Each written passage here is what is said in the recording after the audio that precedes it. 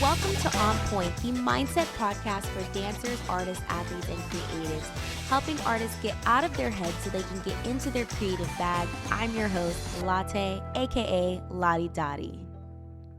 Hi guys, welcome back to the show. It's Latte, and I have a very special guest with me today, Miss Mocha McKenzie. Hi. Today we are talking about something I think that you guys will really enjoy. It's all about being a fearless leader in the dance community, whether you are a choreographer, are a creative director, are a mentor, studio owner, whatever it may be for you, and what it takes to be that courageous leader for other dancers. And so I brought someone on that embodies all of that. Aww. Miss Mocha. Thank you. Can you tell us all about, what your style of training is, what your background is, a little bit about yourself for the people that don't know you?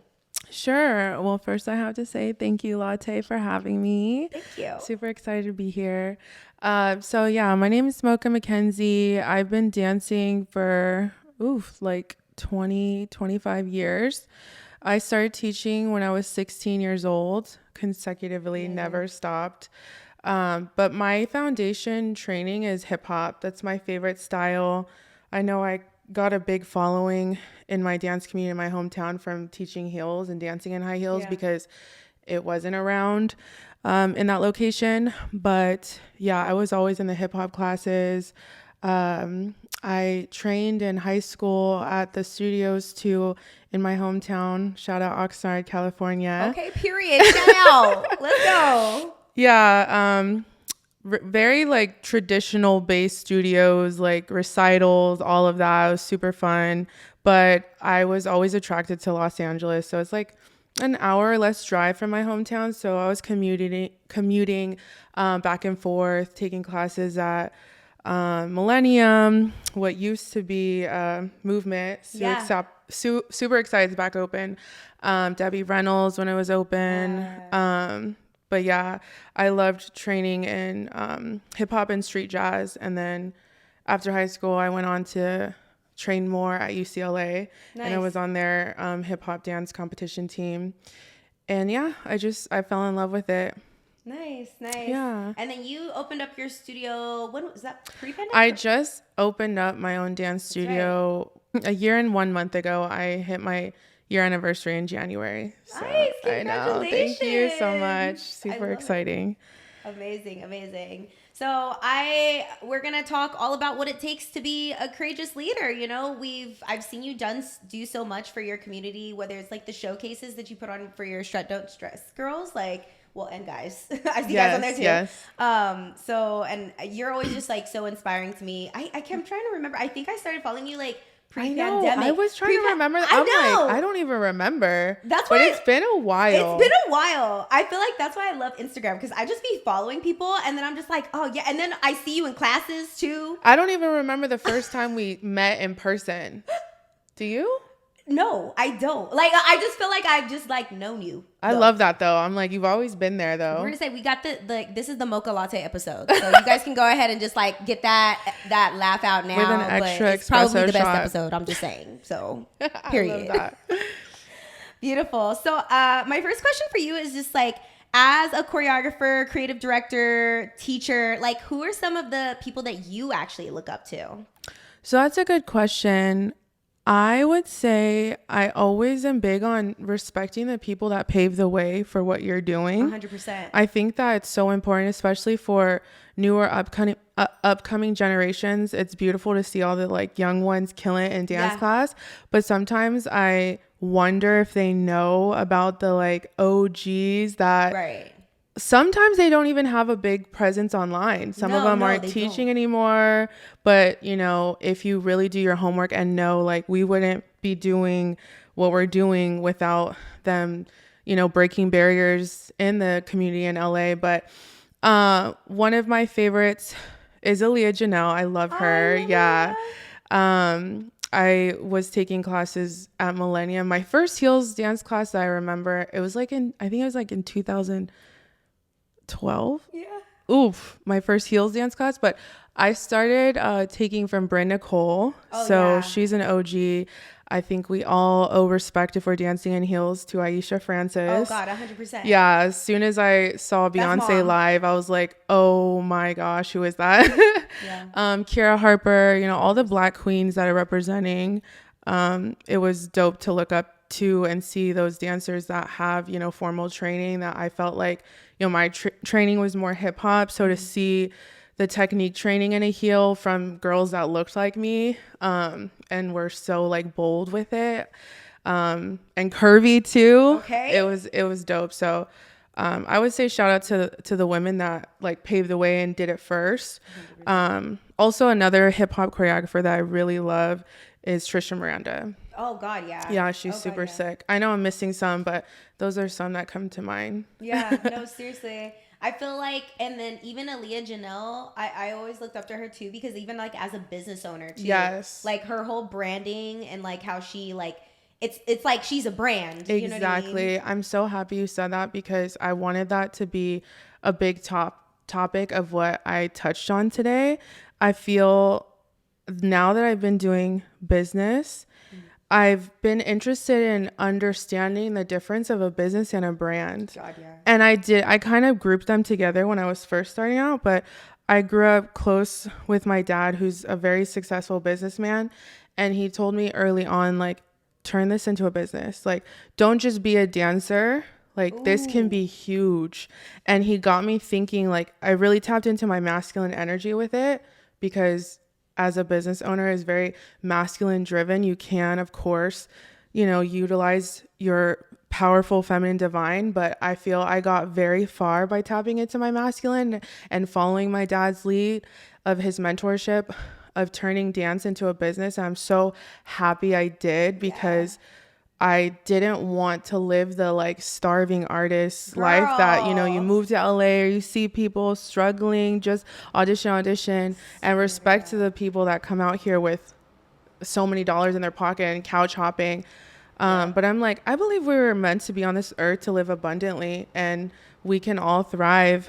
And dancers are the superstars too, and they make so much of the show and the visuals and the productions happen and come to life. So I really focused on playing chess instead of checkers. Yes. And I'm so happy I did that. I always think like, no, abundantly, like this is, and then two, once I opened my studio, because before I opened my dance studio, I was teaching for 16 years consecutively straight, like never stopped, from every single place you can think of in my hometown, from dance studios to high schools to middle schools to nonprofit organizations.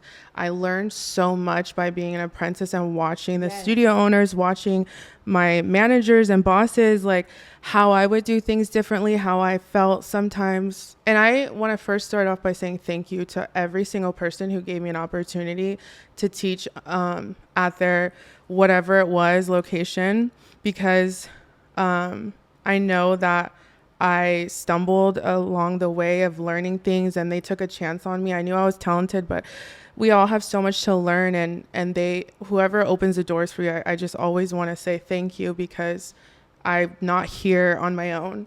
But I remember a lot of times feeling controlled and small. And I was like, okay, if I had the power, or like, you know, if I had my own spot, I wasn't even honestly thinking about opening my own spot, first of all, but I just always try to maximize where I was at. Mentally, I would think and fantasize and picture, like, if I could do it like this, I don't want this person to feel like this. So how could I like make, you know, how can I do this differently? Like, how could I break a barrier? Just because I saw it over and over happen, I'm like, it doesn't have to always be like this.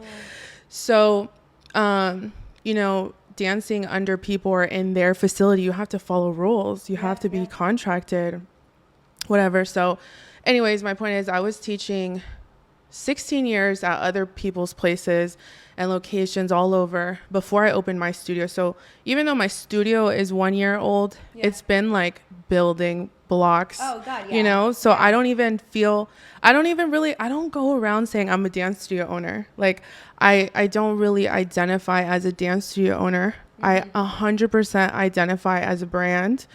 I know I'm a businesswoman. I know I have a studio, but I feel if there was no physical location, Yeah. it wouldn't matter. I'm still Strut Don't Stress. If I go to Japan, China, Australia, if I take time off and I'm just chilling, I am still Strut Don't Stress. Period. Like, it doesn't matter if the studio's there. It's just an extension of physical proof of like a beautiful gift I feel God granted me for the, you know, hard work.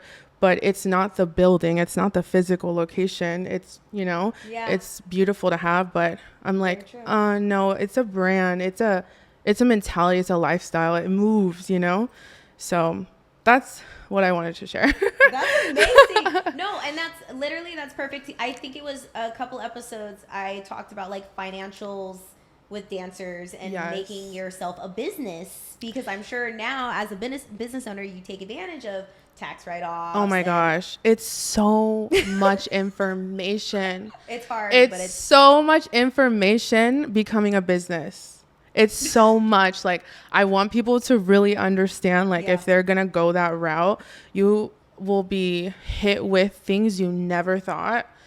But I also don't believe we always have to be so prepared for everything. You know, sometimes you just fall into it and you learn along the way. That's my theory. I just like be learning along the way, like, oh, okay, there's this now. Like, even just this year, like, it's tax season and they're like changing the way you do taxes, and I have to be aware of these things. And I'm like, we're all creatives, we love creating, we love dancing, we love just being in our la la land, and I don't always get to do that anymore. I don't want to say in a negative way, because again, I'm so blessed to be in this position.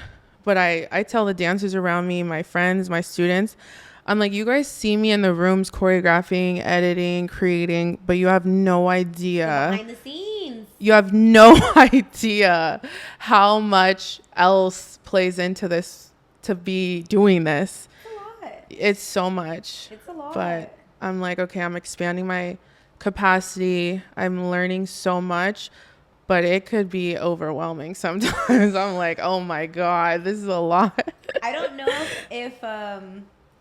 if like, I mean, what other things do you do outside of just the classroom to prepare for in the classroom? Because I don't know if like students really understand that. Like, sometimes, like, if I teach privates, they're like, hey, can you choreograph like 2 new pieces for me for this private? And I'm like, I love you to death. I will try my absolute hardest. But like, I don't know if you guys know everything else that we're doing on top of trying to train, on top of trying to run a business, on top of like trying to spend time with your family, I'm sure. So like, what other things do you do outside that help you be present inside, you know? That's a great question. I feel a lot of creatives can relate to this, from, you know, distinguishing between clocking in and clocking out versus doing what you're passionate about and love. There's not a clock in, clock out, really. No. But if you're smart and you really want to turn your passion or art into a business, you do have to be, I know some people are not going to agree with this and some people don't like to hear it, but charge your worth and add tax, because pay attention to the time you're committing there. It's not just the time when you enter in and you're in front of the private lesson. There's so much prep that goes into it at home, when you're in your closet, in the mirror, like bathroom, trying to figure out like all the mental work that you should be charging for. And a lot of people don't understand that. They think, oh, it's just an hour, you're here for an hour, 2 hours. No, because even after the private's over, I'm gonna try to crop and get the best angles. I'm gonna try to post it and you know, broadcast what we did and created. I'm gonna try to find the best songs. I'm trying to make you all, there's so many things they don't see and think, you know, it just like doesn't clock out. But it's also as much as your passion and care about what you're doing, if you believe in the longevity of it, if you see the bigger picture. But I love doing the stuff that comes around it, before, after. I love it. I would not do it if I didn't love it. It gets me excited. But it took me so many years to understand, like, I'm not working for free doing all of this all the time. Like, you will wear yourself out. I think, you know, when I was starting off, like, oh yeah, I was just saying yes to everything. Like, yes, like, of course. But you have to be fair to yourself as like still making sure you are getting compensated for your work. I think it's a gray line sometimes with art and business. It's like, no, it still can be a business, but I prep a lot. I'm gonna actually, I used to prep way more because I was I'm gonna go back to the masculine versus feminine energy. I think one of the most beautiful things I learned on my journey when I was in the 2020 pandemic, spiritually awoke a lot of us. Yeah. I'm not the same girl. Yeah. And I tapped way deeper into my feminine divine energy where I can lean and trust and be vulnerable and understand that it's okay to rest. It's okay to slow down. It's okay to breathe. I don't have to always like control and run and hustle and do everything. The universe has got my back. Like, it's all good. It's all going to work out. So before rewind, I would over prepare probably. If I could like look back, I would spend like hours choreographing, or I want it to be so perfect and da-da-da. I choreograph so fast now. Like, I choreograph so fast, and like, even if I want to take my time, like, I'm so okay with like stumbling or figuring it out. Like, I love going to classes. I know that some students wouldn't like this because I would hear in the LA, professional world, students would talk about getting upset with teachers coming to class and choreographing on the spot.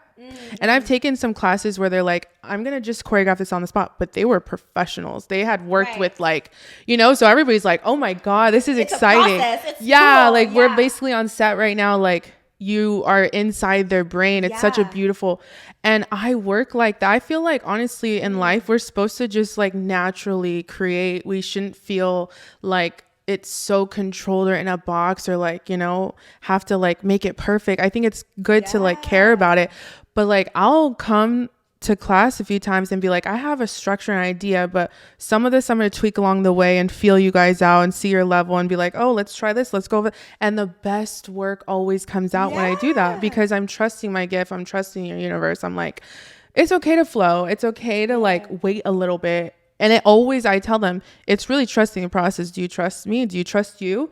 Do you trust at the end? Like, you guys have seen my work, like almost every performance created on the spot. Like, we just go in the room. If you guys like, I'll have to like, you send me some snippets because it's always fire. It's like Thank so you. dynamic. I really do love, it's very like, it really is a show. It's a show. It's a music show. video. It's a production. It's a production. It's I not love just like it. choreo for like Instagram or something like that. It's No. so different. No, when I get booked to do performances, I'm like, oh, bet. Like, we're going all in. Here we go. Like, here we go. It's just so exciting and fun I get so excited to do performances. But thank you for that. Yeah. But yeah, it's just an organic process. I'm like, whatever I feel or whatever is going to come out right now, that's going to happen. That's art. I don't want this to be like, I have to do this.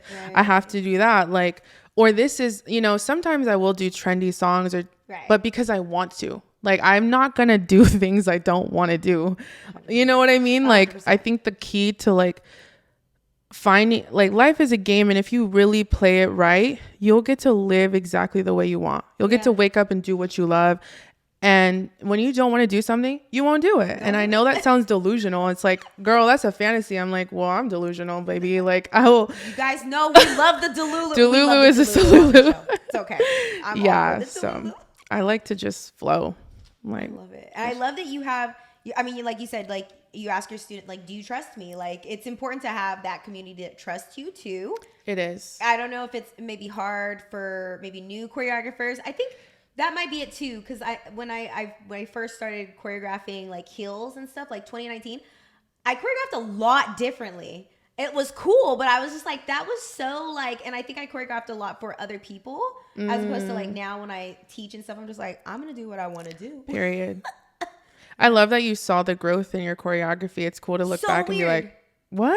It's weird. Like pre-pandemic me, like I said, like the pandemic different person. Different person. I think that's a good point how you say new artists, new dancers, new choreographers coming up. They might feel like pressure. Okay, well, I don't have people just trusting me. I don't have the credits. I don't have the resume. I believe that everybody has a gift inside of them. And again, going back to being delusional, if you, and I know Kanye be sometimes talking crazy. I love Kanye, bro. I know people are like, and I don't agree with everything he says. But yes. But like the more that I feel like I'm reaching, my higher version of myself, the more I'm vibrating, in alignment with my purpose. I'll be watching interviews of people that, have done it or are inspiring. Yeah. And from the beginning, he always was saying, he didn't have he was like, I'm a genius. Like, I'm great. Yeah. Like if you believe your gift is yours, it's not in comparison to like so-and-so that has A, B, and C under their resume. Like, you validate your gift. Yeah. You don't need anybody to put you on. Yeah. Like, you put you on. You believe so hard. You go so hard for your craft. And people will get around you and feel that energy, and it's authentic. It's not like, I really believed in myself. Yeah. Like, I really was like, even when I wanted to create performances, like, the performances that you see that I've done recently are huge productions, but I was trying to do that when I was like 17, 18, 19, 20. I go back and I see my videos of getting a few dancers. It was hard to get dancers like, hey, you want to be a part of this thing I got in my head? It's like a vision. And they're like, girl, what? Like, but like the ones that did, oh my God, they're still to this day, like we're still mutuals. And I'll never forget, they were there like on the streets, on the side, in the park, like wherever we want to do stuff. But in the water with one of your... Yes. Yeah, that one I saw and I was like, man, I love the water. The water is in connection to finances, P.S. That's why I love the water.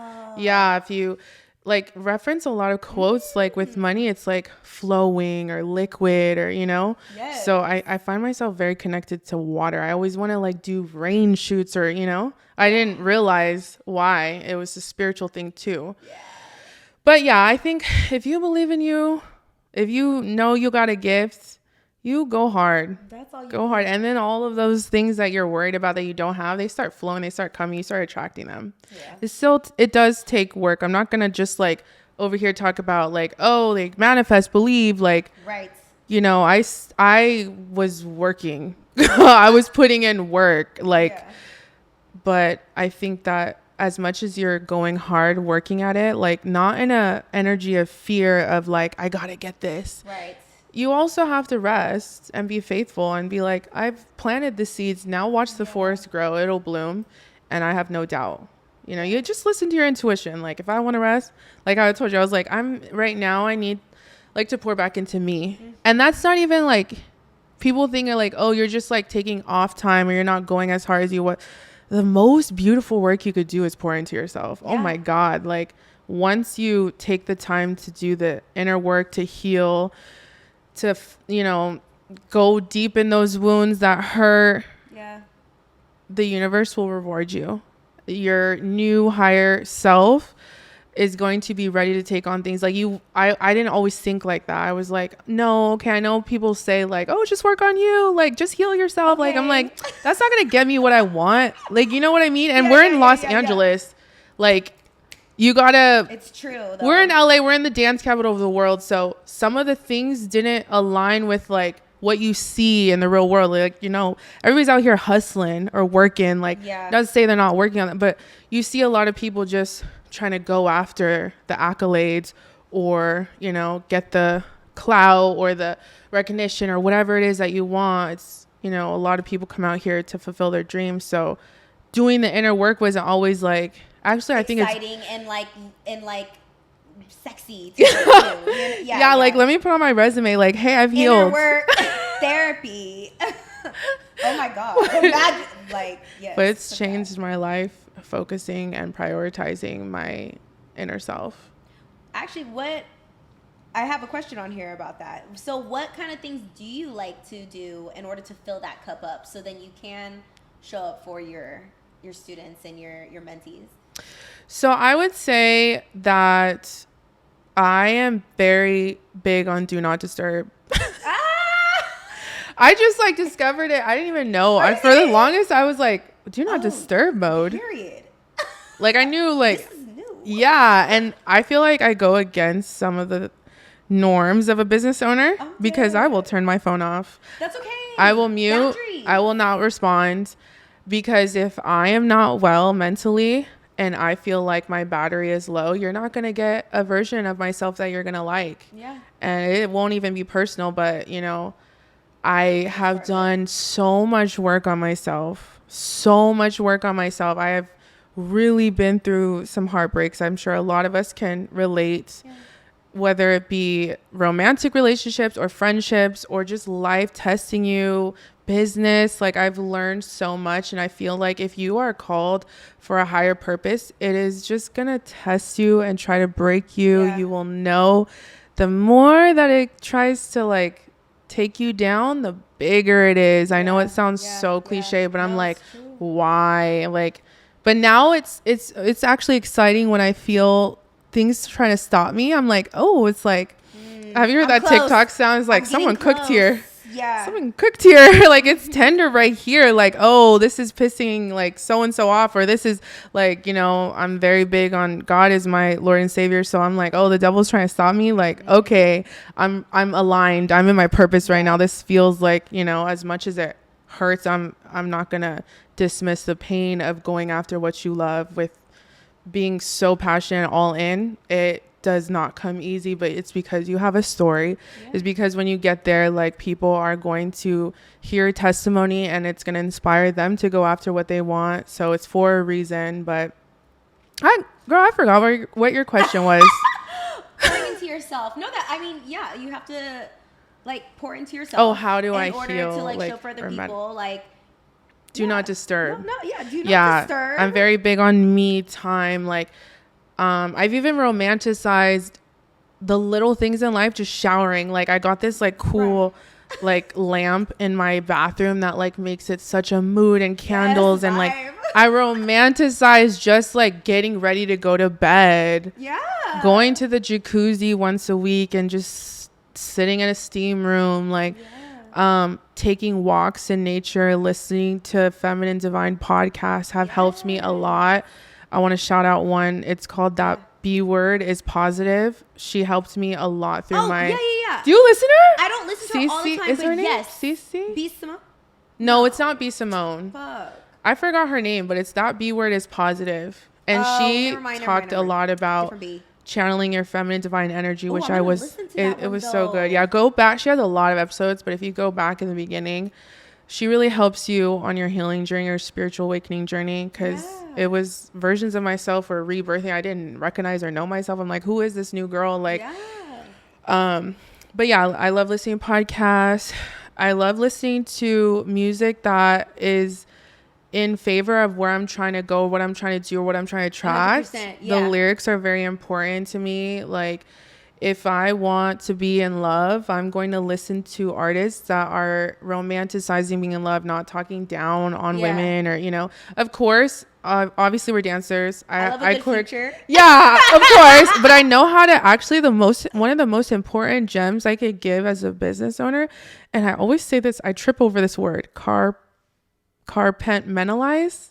Compartmentalize. Yes, that is. It's basically like separating categories in life. Like I can, like how you said future. Okay, if I want to listen to that, I know how to like compartmentalize and be like, this is what I'm doing this for.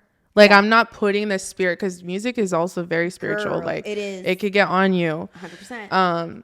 So I can like clock in it, or like check in, like where it's not on me. But if I want it on me, if I want to be invested in it, I'm like, okay, let's lean into this. So I think that's very important to know how to do that. And I heard, I'm not a fan, but most famous family of America, I won't even say their names, but she was talking about how because of her becoming such a successful business owner, she did that. She knew how to compartmentalize. So I was like, oh, I know how to do that too really well. I listen to classical music when I need to like drown shit out. And it's like the most random shit, but I really will put on a good classical like playlist and just be able to focus. And like, I love that. Not, because sometimes you don't need like, it's energies. It's energy. So sometimes you just don't even want all that energy. You just want like your jazz or something. I love words, jazz. You know? I love jazz. Yeah. But, you know, I understand the like turning on the future. I get it. I'm like, let's go. Sometimes we need Future. I'm sorry. And SZA, like when that album came out, I was like, I'm in love. Like I don't even need to be listening to this. But like, I right remember now, when everybody was talking about what was the song that I feel like got everybody in an uproar, and then it became number one. I think she won Grammys off of it, but I was like, wow, the switch up of people's opinions. As they listen to it, they're like, wait, I kind of like this. This is kind of a... Yeah, it was like a breakup song. I forgot the name of it, but... It's not Snooze, is it? It wasn't Snooze. Right? It was like... I don't know what she was saying, but it was... I saw all these TikToks. They're always so... People were like, did she just say that? Like, was she talking about like going to jail for him or something? Yes. I forgot the name of the song. Damn. And I know it's going to pop up probably later, yeah, but... It's going to come to us. What are some qualities that you think are really important in being a good leader, specifically maybe in the dance community too? Because, you know, dancers, I feel like there's like a lot of people, they want to be seen, you know what I mean? A lot of people, I feel like want to like, especially when you're a choreographer, like after class, we want to talk to you, or, you know, they're looking for guidance maybe. Like, what are some good qualities that you have to have as a dance leader? That's a good question. I feel like dance is like a specific thing.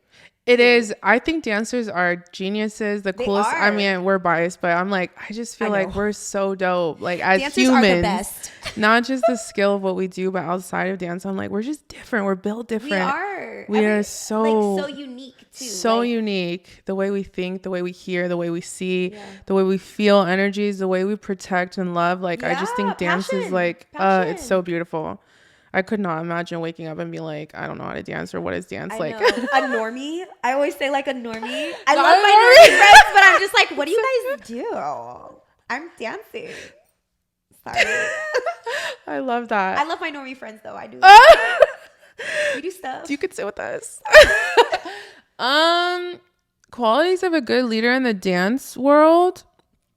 I know it sounds so cliche. There's a reason why cliches are cliches, but I think you win at everything in life when you just can be yourself. When you just can be yourself and when you can be authentically yourself, I think that's I saw people talking about how moving to certain parts in the world will reflect back as a mirror, like differently. Like they were specifically talking about, because a lot of people were talking about Los Angeles. Los Angeles has a lot of transplants. A lot of people weren't born here, and then they have opinions saying, oh, Hollywood, everyone's so Hollywood, this or that, or whatever. I love LA.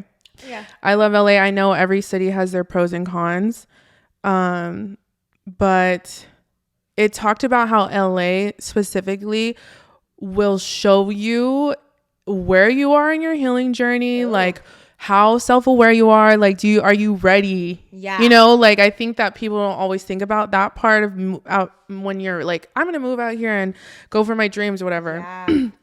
It will make you look deep inside of you. I think that when you know yourself, and I think one of the most powerful things you can do in life is mastering, which I am so happy I've done this, the law of detachment. I'm not attached. I used to be. I used to be so attached to like outcomes, and again, that's knowing how to surrender and knowing how to let go. Like I'm trying not to say it, but I just don't care anymore. I don't care. I think life is beautiful, and I think it's supposed to happen exactly the way it's supposed to happen. I think the universe is our best friend. It's working towards us. It's working for us. Everything is happening for us. So like, if you're worrying or you're doubting or saying, I'm not good enough, the universe is still listening and being like, I'm your bestie. Okay, you're not good enough. Let me give you things you're not good enough. Like, let me put that towards you. Like, it's mine. It's operating in your favor. So when you're like, I don't really need validation. This isn't, I feel sometimes when you know, I think everybody can be a chosen one, but when you talk about your journey or things, it sometimes comes off as egotistical or cocky, but it's not. I want to make that clear of what I'm talking about. It's literally just tapping into the higher version of yourself, vibrating higher, and knowing your worth and not looking down on anybody. It's not that. What I'm saying is you will be so powerful. You can create exactly the life you want to live. You could be a leader if you just really know yourself and you're authentically in your own skin, not trying to get approval or change or this or that. And you're detached. You're like, whatever the outcome is, like that's supposed to happen. I'm not so like, I think that tighter you hold on, the worse the outcome is. Yeah. The universe will show you like, let go, like, because our big is so small to what the universe is trying to give us. God is trying to give us so much. Again, abundant thinking, abundant operating. Our plans are so tiny in comparison to what we all are going to accomplish or tap into or like have and see. I believe it's so much more than how we as humans think. It's so much bigger. So if you're detached, you're not in control. So you are fully operating and trusting the universe is going to show me and got it. Like I don't have anything I'm holding on to, so I have more that I can receive. My hands are open and accepting. I'm detached, So once I mastered the law detachment, I didn't even really know that was happening. Again, heartbreak, spiritual awakening, healing, all of this leads you onto these paths where you're just like, well, I guess I have to surrender. Like I don't have no more choices. No choice. I'm going to keep like learning these lessons that's forcing me to trust and surrender. And you'll find yourself being a leader because a lot of people aren't doing the work. No. A lot of people aren't doing the inner work. A lot of people are. I don't want to dismiss that. But I think it's our duty or like some of our purpose to do the work as hard as it is so people can see that everybody is their own leader. Yeah. Everybody is their own leader. We don't really need like, I know that like mentors are helpful. They're shortcuts, but like really we all have the power and gift inside of ourselves. If you tap in, you can do it. Yes. Bitch, we're about to transcend right now in this episode. I swear to God. I'm like, preach. I swear, like, this is me, like, when I talk to my clients, like, and it's when you understand that, you're so passionate about it, so you're trying to get people to understand, like, how great they could be if they just release, and, like, not in, like, because when you said detachment, like, when people are, like, I'm detached, like, fuck it.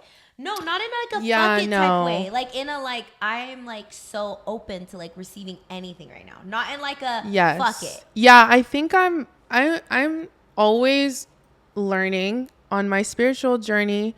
Every time I think I'm done rebirthing or awakening, actually I just like literally last night I was like, I'm going through another one. Like another one. Damn. Like because I feel metaphorically it really is like a pregnancy. I do not have kids, but if I could try to understand what it would be like to have a child or be pregnant, it feels like I'm birthing a new version of myself, which is also killing off an older version of myself.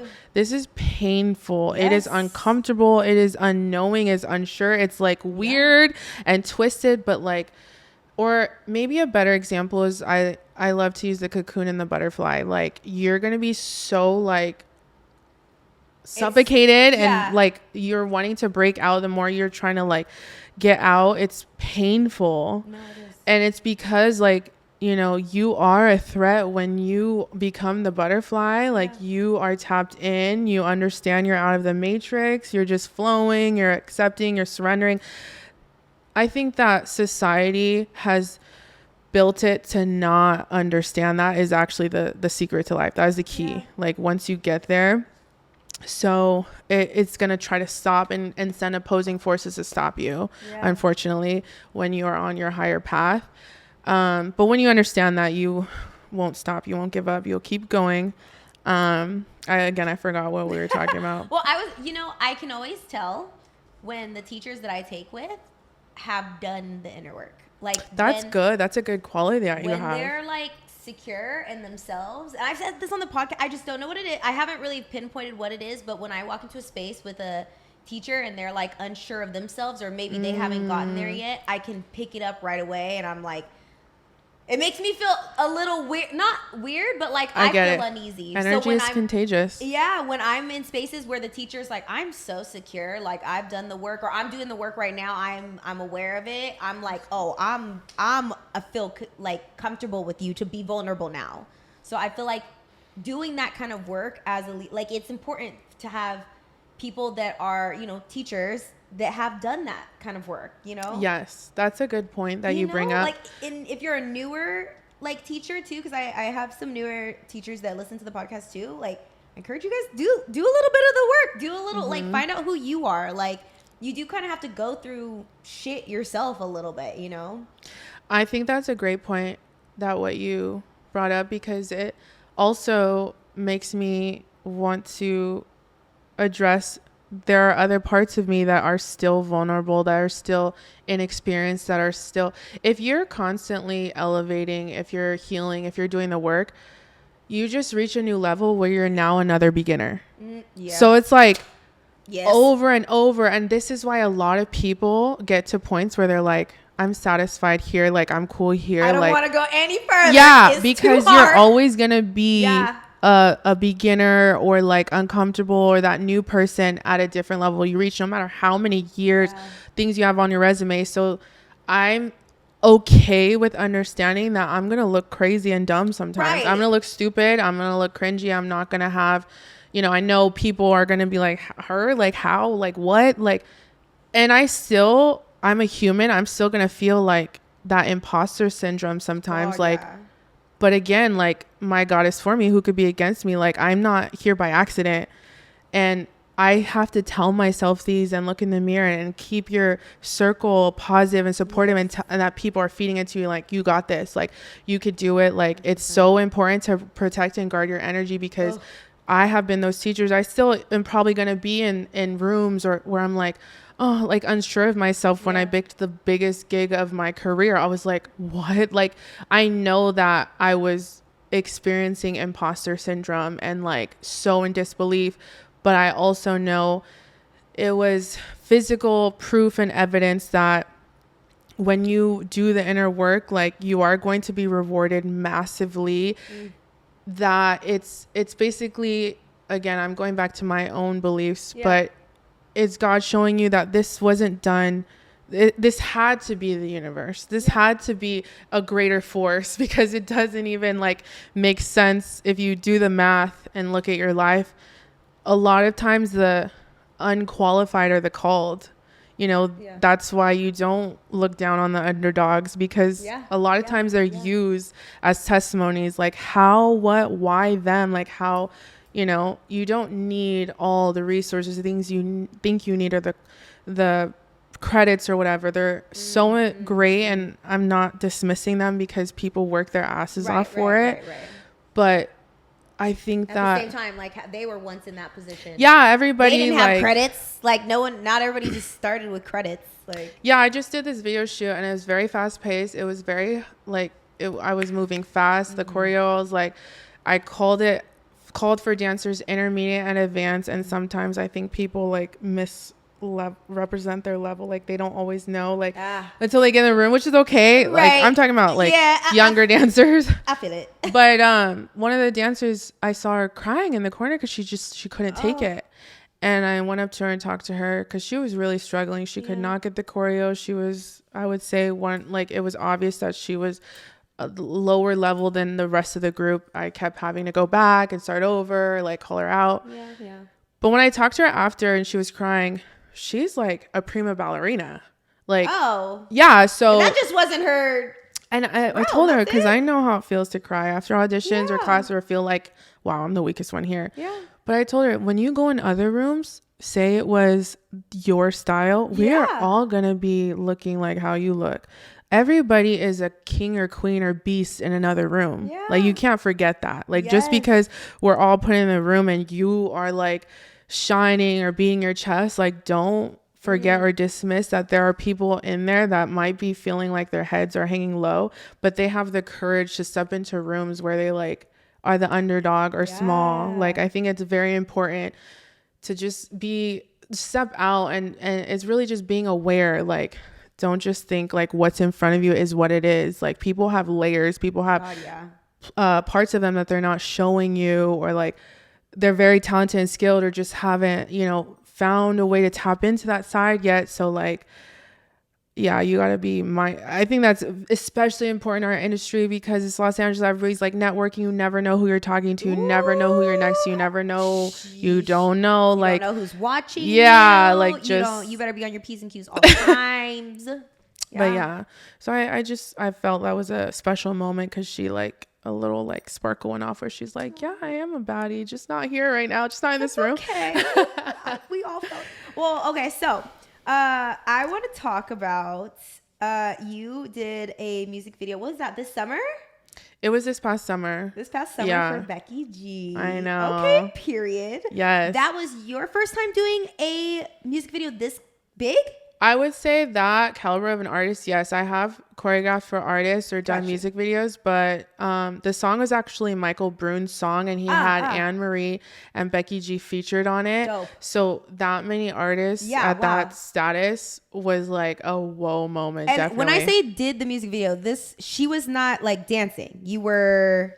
They told me, they're like, get in or whatever. I was like, no, I was trying to process everything. Like, it was just like, boom, your dream like just dropped off again. Like I was not chasing after it. It was so unexpected. And I think it's important for dancers to stay ready because like I was not expecting that phone call, and a lot of times it's like the night before, day before, you'll be like, they won't even always tell you. Like, you'll get to set and be like, oh, this is the artist? What? And they'll just throw like things at you, and you mentally have to like be so ready. Like, okay, now or never. Like, this is what you've been preparing for. So like, how did you deal with that? Like, that being your first experience of like that caliber? I can't even tell you. I can't even put it into words. I can't even put it to words. Like, when like I was face to face with the artist, I was like disassociating. I know, like, I feel like I hear a lot of people, I don't want to keep saying LA because I know there's so many parts of the world. It's the hub. I'm just using LA as an example because, most of our dancing, we're here, or we hear people's experiences or being on set or whatever. People be cool sometimes about like gigs or celebrities or whatever that they've worked with, like playing it chill. And I'm like, is it just me? Because I'm still like, I know it's not like over here worshiping celebrities. It's not the point. But it was like a what moment. It's still like, I'm not going to ever try to be like too cool to be like, I was like stunned. She wouldn't know, or like the artist wouldn't know because I was over there like talking like nothing. Right. But in my mind, I was like, oh my gosh. Like, it was just such a blur, but like I played it cool. Okay. Definitely played it cool, but I was not on the inside. I was like, holy. And what was so special, especially with the Becky G moment? It was special because I grew up in Oxnard, California, and majority of the community that supported me from the beginning was always Latinas. Yeah. Like, my rooms were filled with Latinas. I made sure to like also give back and try to do songs that they loved. We would dance to Selena or like, Latin music, because they showed up so heavy. A lot of like my friends in high school growing up were Latinas. So I thought it was a full circle moment when I was in front of her and talking to her. I wanted to say that, but I was like, let me just like be professional because I know the message will get out. But my dancers that grew up with me or OGs, when they saw that, they brought that up. They were like, that's so it was touching because I know how much she does for the Latina community. So to be in that room and creating with her, I was like, what? Life is never by accident. It's never coincidental. It's always like the puzzle pieces are just matching up as you go. You just don't realize it until it's in front of your face all done. You're like, oh, this is why, that's why. So it was such a special moment. I will never forget that. Still, like, I know months have passed, and I don't like, I can't put into words. I can't. I remember scrolling, and I'm like, I'm sorry. I'm sorry. Like, this is because I'm talking about all my news, so I'm just like, I'm sorry. Excuse me. And then were you able to cast some dancers? Yeah, too? yeah. Okay, I think I saw like Alyssa. Yes, then, I love her. Yeah. That was so cool the too. homies are in this. Like, yes. I know. Yeah, I did a couple. shout out to Andrea. She's the reason I booked that. Okay. She's an incredible director, like so multi-talented, also dances. But we met on set of a music video like 10, 11 years ago. Oh my God. As background. And now she's like killing it, doing such amazing things. And she's just told me she's always supported what I do and been a fan. That's what, again, goes back to the message. I was saying, like, who hit you up in order? She did. She did put you on. Yeah. See how important connections are. Yeah. Yeah. And I wasn't even yeah. When I put my workout, like, or do creative stuff, it's just because I'll get an idea and be like, this is fun. Well, I'm having deja vu right now. I'll be like, this is fun. Like, oh my God, I have this idea. Let's write. I'm not thinking like, right. You know? And I think that's when it happens. Yes. It's just like, it just happened. So very, very grateful for that. I will never forget that. And I wish I could like put in words. Again, I can't. It's the same feeling I still have with walking into my studio and seeing Strut Don't Stress on the wall. I'm like, what? Like, I haven't been able to, and I wonder if you ever get to a point where you're like, it's just out of body. I don't know. I don't have the words. I can't explain it. It's unreal. It's unreal. It's a blessing. But yeah, that was a lot of fun. Beautiful day. So, about your choreographic experience with that music, what was your like favorite part, would you say? All of it. All of it. I'm like, girl, what do you mean? There was like the whole day was a dream. Everybody was just, nice. It was all good energy.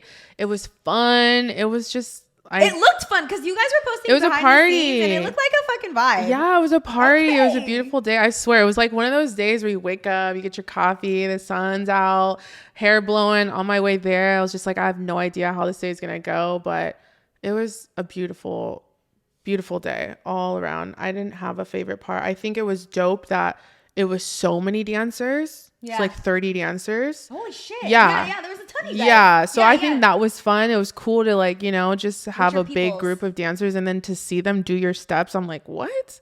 This is dope, Everybody was in good energy. The artists were nice. Artists were cool. Like, all the good stories about working with artists. That's always important too. Yeah. I didn't have any bad experience on set. Like, everybody was super respectful and I loved it. Nice. More to come. Going back to opening up your studio, your space, what made you, because you had been teaching for quite some time before that, what made you to make the decision to create a space instead of keeping this like pop-up classes? I was renting. I was renting from other studio owners. I don't feel like I made that decision, kind of fell into my lap. Yeah. Even like the timing of me opening the studio, I was like, really, right now? Like, huh? Yeah. Because I was traveling the world. Yeah. I was traveling the world, living my best life. I was going to Greece, Turkey, Paris. Yeah. I was like hopping around, Hawaii, Vegas. I'm telling you, in the time of like 3 months, I went to so many different places. I was teaching at some of those places. I've taught in Hawaii and Miami. I think I saw the Hawaii one because there's only one like dance studio out there, right? Well, I was in Maui, and sometimes I go to different islands like Oahu. Yes. Yeah. Okay, that's the studio I've seen. It wasn't that one. It was in Maui. They're called Move Me. Shout out to them. Okay. I've taught there several times. Beautiful dance community. The islands have healed me so much. Like, I will always go back to them. Like, I just love it there. But I wasn't thinking, I'm going to open up a studio. Like, during this time of my life, again, I was like having a hot girl summer. Okay. But I got a call, an unexpected call that was like, now or never. And I'm like, I literally had to sit with God, and I'm like, God. The space was open, and like, it just was like, I just felt like all the like alignment of the doors opened up, but I feel like we think these things will happen when we have this lined up and this ready. Like, who wants to like, I don't think mentally as a business person, you would be traveling the world, then come back and open. It just doesn't know. No, yeah. When you travel the world and you come back home. And you sit the fuck. Yeah. You know what I mean? Like, I was going hard, but it was such a test. It was such a test when I came back and had to open. I don't want to say had to open it because I made the choice. It was, again, I feel like I wouldn't even know how to not run my own studio now. Like going back, I'm like, wow, like, I don't know. This studio is just an extension of me. It's not me. But I would say the timing was definitely a what? Yeah. Huh? Right now. So that prepared me for everything. Like I feel like nothing could really break me because I've seen and done it or dealt with so much that tested me. Cause I've always grown up, like, I feel like I'm very intelligent to like prepare and like have things ready. Like if I was to be a business owner, I would have done the 3 months prep differently. Right. I would not have been living again, but again, everything is by purpose. It's not by accident that happened like that. Still to this day, I'm like, what? That was a little crazy. Yeah, because I was also, again, going through a spiritual awakening. I was learning new versions. It just wasn't, I don't feel like you would be like, okay, let's open up a business right now. This is perfect. Yeah, timing. but yeah, I got the opportunity, so I did it. I hopped in. I had no experience. Zero. Of course, I've taught classes for almost 2 decades, but I'm like, but there's the business. It's a business now. This isn't just like, I'm just not teaching my class. Like, you're running an actual operation. What would you say is the most challenging part that you're like? Well, now like fast forward, I feel like I feel like, again, I'm going back to like a business to me is like a newborn baby. The first year, everybody told me the first year, they're like, get ready for the first year. And that's what I was like, yeah, okay. You know, I don't want to hear that. Yeah. I don't want to hear that. I don't want to hear that. I don't want to hear, like, you know, just because that was your experience. But it was like everybody saying that. Everybody was saying the first year of business. Yeah. Like, it's just like nothing else. And I get it now. I'm like, oh, I want to say that I feel very blessed for my first year because I feel like I popped off. Like, I was always so proud of myself. I'm like, you don't even know how to, you've never ran a dance studio. You're over here, like, I was doing like so much. Like, even like when I was doing the reflection of 2023, I'm like, girl, what? Like, how did you know? It was God. So I had a very blessed 2023, my first year of owning the studio. I do want to say that Instagram is a highlight reel, and we're not always posting the nights we cried, the times that were so frustrating, confusing, like, but oh my God, the good definitely outweighed the bad. Like, I really thrived. And so I would say the most challenging thing was the way that the timing of how I started was like out of my control. Yeah. Like, I felt like if I could prep differently, I wouldn't have, again, just been living my hot girl summer life, traveling the world right before. I'm so glad I did. That for you, though. I'm so glad you know what? You know? One thing that I can think of is God was like, okay, get this out of your system and do all this. Because the first year I sacrificed traveling, which I would never. Yeah. I love traveling so much. The entire first year, actually, I'm lying. Right when I opened up in January, I said I'm going to Hawaii. Like a week after I got the keys, I was like, I'm going to Hawaii. Did you go? I went to Hawaii and I taught there. This was right at opening. I was like, I don't care. I'm getting it out. Happy New Year to me. And I came back and I hit the ground. I went hard. Like, didn't travel at all for the rest of the year. Yeah. I also sacrificed getting my nails done. All that stuff that I was like, I did not do that. So now we're starting year 2 and I'm like, back to me. Yeah. Like, back to going and just doing what I love and doing. But again, I had to like get it on its feet. It was a newborn baby. Now we're entering year 2 and I feel way more confident. I don't know if I was still delusional confident, but it's more like a seasoned. I feel seasoned. You're experienced now. I'm experienced now. Yes. Year 2 is it's gonna be dope.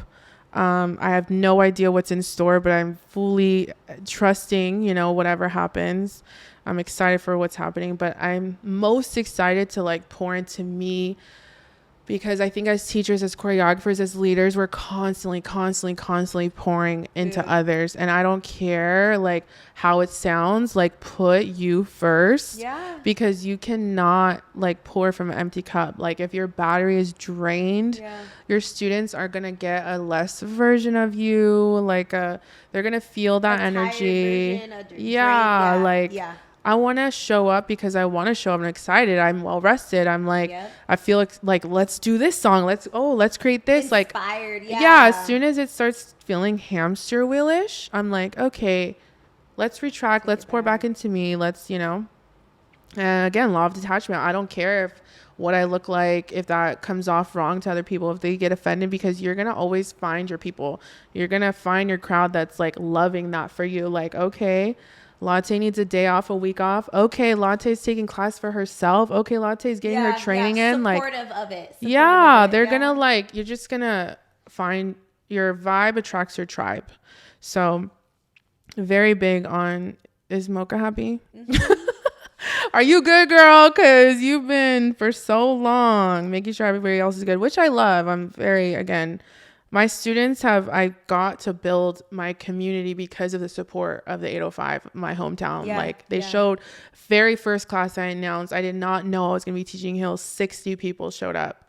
I had no idea that's what was hidden inside there. It was my purpose. Like, this is what you're supposed to do. Like, it's not just dance. It was changing women's life, their mindsets, the way they went into their jobs with their head up high, the way they walked away from that relationship, like, nah, I'm not tolerating this, like the way they tapped into their feminine, like, oh, it's cool to have a day off, it's cool to rest, it's cool to take time off, like, I'm a queen, I deserve that. Like, it's just so much bigger than the steps of what I do. And I've heard so many testimonies that it's like, okay, well, this is what you're supposed to do, this is your why. And you even I think you even have a class. Don't you have a class that's like for women that are over? I did it for the first time. It was my first class. It was a 40 and up class. And my parents were like, you have to do it. You have to do this class. That is so cool. It was so cool. It was so fun. Like, what a love it. Like, what a comfortable space that is. And I was like, you guys know you can come to my class. Like, there's no base, but they were like, no, we want it. They wanted it especially for them. They were like, when's the next one? I was like, oh, I don't know. I was just doing that for fun. Like, so cool. But I had so much fun with them. Yeah. It was a 40 and up class. I have a very loyal dancer. Actually, if you see her in the performances, she has so many of the classes. She's, I think, 42. She's turning 42. Amazing. It should be right next to all the 20 somethings, killing it. Period. And that was her dream, always to just dance. And like, she always says her friends like wish they, and I'm like, you don't have to wish. Yeah, you can literally just do it. Like, I think one of my favorite words for 2024 is audacity. Yeah. I saw this video on it. It's like, just have the audacity. Have the audacity. Why not? Yeah. You never know when your last day is, so might as well go out with a bang. Do it for the plot. Look, do it for the plot. I heard somewhere on TikTok that 30-year-olds and up, we say YOLO. So that was my I don't crowd. say YOLO. Sorry, sis. YOLO, you're on your own for that. But it's you say YOLO? I said YOLO. Stop it right now. That was my arrow. You still say it? I'll say do it for the... I'm trying to get with the times, so I'll say do it for the plot. I'll change. I think do it for the plot is cooler. It's cute. It's cute. Well, YOLO was so cool when it was cool. YOLO was cool back in the day. I'm going to let it go. Who started that? You only live once. I really love having you on today. I really hope that everyone listening really got as much as I did from listening to you. I swear to God, because you really are, you pour into your community so much. If you guys need to follow her on Instagram if you're not already. I feel like it shows through your students, the way that they perform. Like their performance level is high quality. And these are non-professional dancers. They're bringing the energy. Yeah, but they needed the way that they can do that is because they have such a strong leader, a strong person that's showing up for them. So thank you for doing that. Girl, same to you. I see you. She said sold out. Okay. Sold out. Before we get into this or that, I want you to tell our listeners where they can find you, anything upcoming, any showcase, anything exciting coming up for you that they need to be tapped in for. Something that's coming up that I'm super excited about is I'm back on my traveling and I'm going to Utah. I'm teaching in Salt Lake City, and actually with a couple days of the class being announced, she texted me. She's like, girl, the class almost sold out. Oh my God. I was like, so yeah, I'll be there in less than 2 weeks. That's March 8th. We're going to do a special class. That's for International Women's Day. So sign up now. Look, I'm excited. That is so cool. Thank you. And then, yeah, that's pretty much, I'm just, follow me, Strut Don't Stress. When do you have your classes usually? My classes are usually Mocha Mondays every Monday, but I am a pop-up sporadic girl. Like if I feel like teaching and creating, I'll teach. Yeah. If I don't, I don't. But I'm doing a lot of different things, video shoots and like traveling. But yeah, you can catch my classes on Strut Don't Stress, but my Mondays have been my thing. I do like Mocha Monday. I love Mocha Monday. You know I love that. Yes. I'll put all of Mocha's info into the show notes. You guys already know where to find everything. Let's get into this or that. Are you ready? Ooh, I'm excited. I always love these. These are like, because I never know I've never what done answers this you guys before. are going to give, and they're always so fun and exciting. Okay. Ooh. The first one is Nikes or Adidas? Are we checks or we stripes? Nikes. Nikes. Yeah. That's the classic, huh? I love Nike. I just went to my first like brand influencer event and it was by Nike. So I was like, I gotta support. Yeah, okay. I loved it. Influencer era. I was like, okay. It was fun. Yeah, I want to do more of that. Shout out. Oh, that's cool. Manifest, put that in the universe. Yes, she's gonna be a brand ambassador for Period. Nike. Creative directing behind the camera or performing in front of the camera? Ooh. For you. I'm gonna say performing.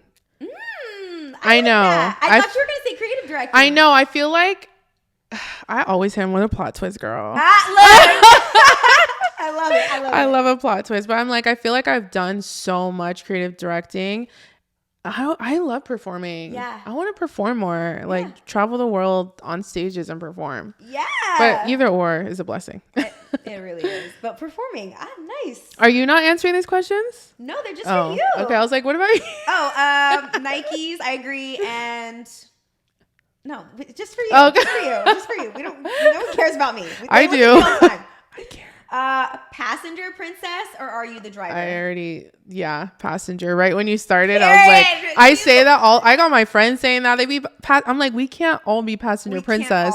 There's only one seat. I'm like, y'all stole that. I'm dead. Yeah, I'm forever now passenger princess. Feminine divine energy. Okay, this one might be hard. This year's Usher Super Bowl or Paris Global's Rihanna? I don't want to compare. I know. I don't want to compare. Not like this one's better, but like maybe which one you would rather perform in. In honor of Pisces season, I'm going to say Rihanna, but I grew up on Usher and love Usher. And first of all, he looked so good. Didn't he? I'm like, is this the... I had to Google his birthday because he looked so good. He looked so good skating and dancing and just all the throwbacks. I was like loving it for him, his moment. He deserved that a long time ago. Yeah, Usher's forever king, iconic. So I'm really saying both because Rihanna, Usher, you're going to win with both. But it's Pisces. It's Pisces season. And it was just Rihanna's birthday. And I just did a video on her song, so I'm going to say. That Super Bowl was iconic, dude. It was, dude. Everything. That one was really cool. Are you a cat person or a dog person? I'm allergic to cats, so dogs. Yeah, period. But I don't have pets. Okay. No pets, no kids. No, I feel that. Representing. I do have dogs. I love dogs. Are cool, but they're like hypoallergenic. So. Oh, what kind of dogs are they? Min Pins. They have like short hair. I want to see. They're little yappy dogs. Oh, that's so cute. For you. For me. Okay, the last one is always the hardest one. Uh-oh. Are you going on tour? Yes. With Drake, or are you going on tour with Chris Brown? Chris Brown. Woo! But I love both of them. Girl. But I feel like Chris Brown, I mean, again, I'm a 90s baby. Yeah. Like, I just feel he was always just... And his dance, like he be dancing. I don't have words. Dancing, singing, beautiful man. Beautiful man. All around. 5 stars. Who would not want to dance with or for Chris Brown? Like, true. But Drake's dope too. Yeah, seen him live a couple times. Yeah. I would. Another show, maybe. You said what? What? You know what they need to do is do a joint tour. That would be no. That would be a vibe. Don't they have like quite a? Close, a few songs. I feel like that would be. Do they have songs together? No Guidance. Oh, they do. Yeah, I think they have a couple more, but I think that would be a cool tour. No? Oh, No Guidance was that shit. Or like they've coupled like Usher and Chris Brown on a like prediction of a performance tour or Super Bowl. They were saying he was gonna bring. I don't know. I think that would be a cool duo too. That might be a lot to handle though, like a long show. Because they're both gonna give you a long. So much. So maybe not actually separately. Yeah, never mind. It's too much. I need 2 different days. I don't know if you saw the Lovers and Friends lineup. I was like, this is all in one day. That's one day? It was one day. They added a second day, but if you see the first drop, like it's sold out because I was like gonna get a ticket. No. Sold out, I think in 20 minutes. I'm not doing But there were so many artists in one day. I was like, how are people running? I'm not doing this. On the stages? Like, yeah. I'm not doing that. I need like a weekend maybe or like. A weekend and like leisure and like. Right. I don't know. And a chair. Festivals for me are like, it's rough. Have you been? I've never been. I think I've been to one festival. I did want to go to Coachella for a second, but then I was like, after I missed Beachella, I was like, if I have to walk and it's hot, I'm done. It's cool. I'm overstimulated. All right, you guys. Thank you so much for tuning in. Remember to like, comment, subscribe, follow our friend Mocha. En Pointe podcast. You already know. Yay. And we will talk to you guys. Thank you so later. much.